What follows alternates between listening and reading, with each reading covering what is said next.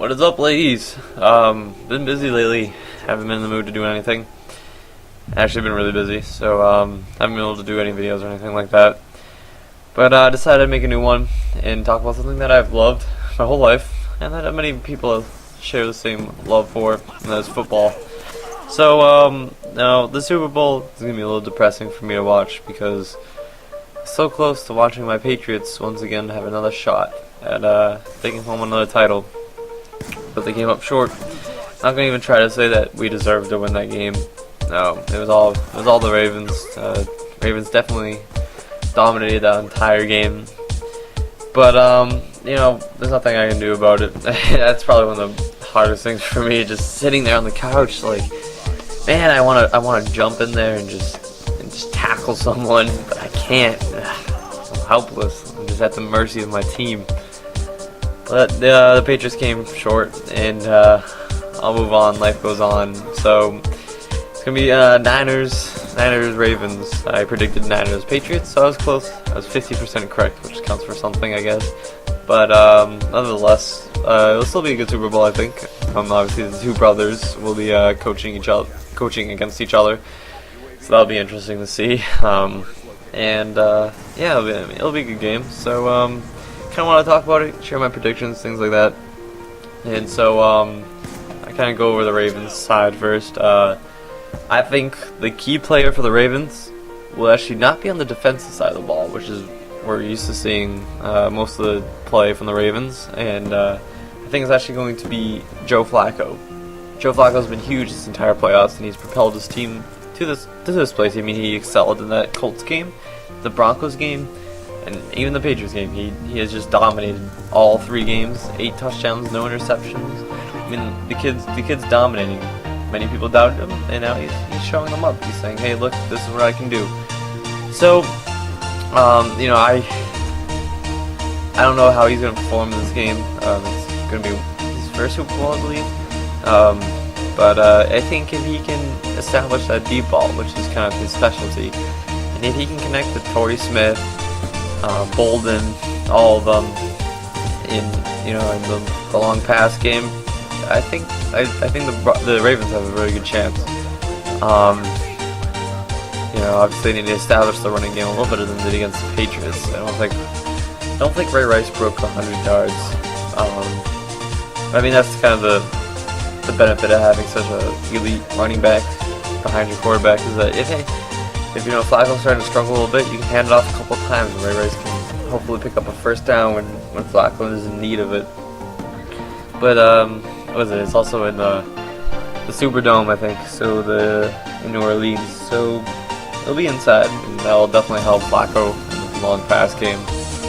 I mean, I was surprised how well he did in New England when it was the winds. I can't tell you how windy it was that day. It was ridiculous. But he still connected with some deep pass plays, and also had some good short passes as well. So their offense is definitely looking up from here on out. I have no doubt in their defense, though. Veterans on that side, don't even need to say it. Ray Lewis will just dominate that defense. He will make sure that defense. They don't need a defensive coordinator. They have Ray Lewis. Ray Lewis will whip his defensive players into shape. That defense, I have a complete faith that defense will shut down Kaepernick. So I mean, I think that's the key to success is in Flacco. Can he establish that deep ball against the 49ers defense? If he can do so, I think the Ravens have a very good chance. Now on the other side, we have the 49ers. Now the 49ers success this season, the 49ers success this season has been through the option, and that was obviously introduced after Smith got his concussion and left, and Kaepernick stepped up, and he's done a phenomenal job since. Now, I was one of those ones that doubted Kaepernick so much when he started. I had nothing close to faith in that player. I said it was a one-time thing. He had a good game. Can't remember who he played. I don't think it was that good of a defense. It might have been the Bears, actually. I can't remember. But I said it's a one-time thing. I said this is a mistake. I said the 49ers season's going to end now. I said Kaepernick's going to bottom out. I said he'll start 3 games. He'll be terrible in the second and the third, and they're going to go back to Smith. Smith's going to be rusty, and he's going to be upset. But yeah, they turned away from him. all that. So I was wrong. Obviously, Kaepernick has also performed exceptionally well, especially in the playoffs. Even then, I was still after the regular season when he played great, and I was like, I'm not having this. Kaepernick's not going to do nearly as well in the playoffs. And hey, he showed all his haters up, and he has performed exceptional. And I don't know, he's still a young player, and his first Super Bowl, I don't know. I know Tom Brady. Obviously, point to my own team that I cheer for. Tom Brady came in his second game, I think it was. What was it? No, he started the championship game. So his second started game was the Super Bowl, and he won that. Even though it was entirely, I think, the Patriots defense that won that game. But that's not the point. For a player that hasn't even started a whole season worth of games yet, I just don't know if he has enough experience. I don't know. If the way I look at it is, the Ravens defense has been phenomenal with one exception. That's the running game. They have not stopped the run as well as they have in the past. Now, this could be entirely due to the absence of Ray Lewis. Charles Suggs was injured for the majority of the season as well. So I mean, their elite linebacker core is now back, and it's healthy and it's ready to go.